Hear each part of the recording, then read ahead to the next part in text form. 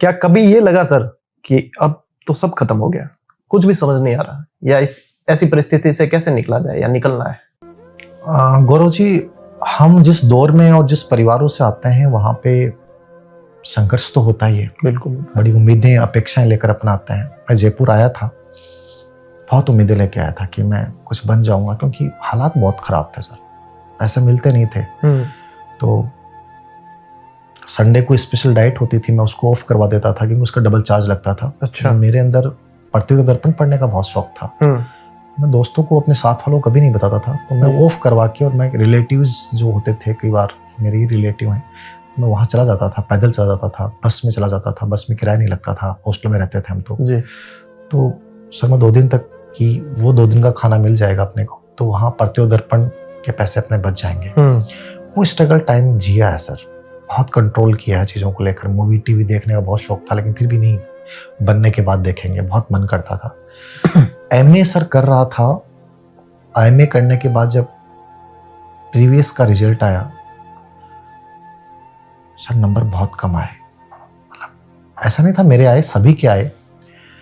Sir मैं टूट गया अंदर से। उस दौर में ज़्यादा समझ नहीं थी, मुझे लगा कि सब कुछ खत्म हो गया। तू किस लिए आया है, कितनी उम्मीदें हैं घर वालों को, तेरे पास पैसे भी नहीं है, तू क्या कर रहा है? जबकि मैंने सर बहुत पढ़ाई की। मैं हॉस्टल की छत पे गया, बैठ गया, और मेरे लगा कि मुझे सुसाइड कर लेना चाहिए। पहली बार वो था जब मैं अंदर से भयंकर टूट गए। उस दिन मैं एक जगह और गया, उस दिन मुझे समझ में नहीं आ रहा था मैं क्या करूं। मैं गोविंद देव जी के मंदिर गया, वहां मैं बैठ गया, बहुत रोया सर। फिर एक सुंदर सी लाइन मैंने वहां पढ़ी, ऐसे ही कहीं, मैं आज भी बहुत आइडियल मानता हूं। जीने की शर्त बड़ी जालिम है, कुछ तो गिरवी रखना होगा जी। छुप छुप कर बहुत बार तुम्हें रोना होगा।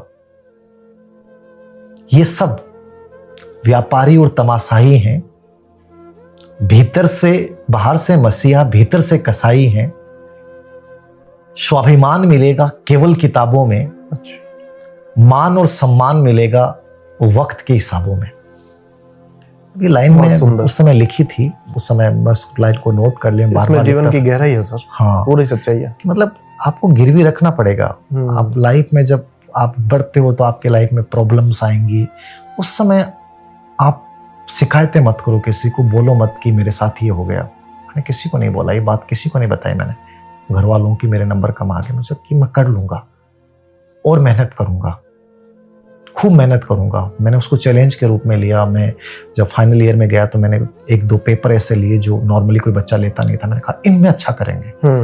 सर बहुत मेहनत की, बहुत प्रेशर था, और मेरे बहुत अच्छे नंबर आए, और मुझे संतुष्टि हुई कि उस संकट से मैं निकला। पहला संकट जब ऐसा लगा कि सब कुछ खत्म हो गया है, क्योंकि अपने जैसे बच्चों के लिए उस दौर में यही बड़ी चीज होती है कि आप नेट के लिए क्वालिफाई नहीं कर पाओगे तो किसको क्या जवाब दोगे। और लोग वैसे ही कह रहे हैं कि आपकी राइटिंग खराब, आप कुछ नहीं कर सकते, तो आप बहुत अकेले पड़ जाते हो सर। कुछ चीजें ऐसी होती हैं जब लगता है सब कुछ खत्म हो गया, लेकिन निकलना सर खुद को पड़ेगा। बिल्कुल, सपने आपके हैं तो लड़ना भी आपको खुद को पड़ेगा।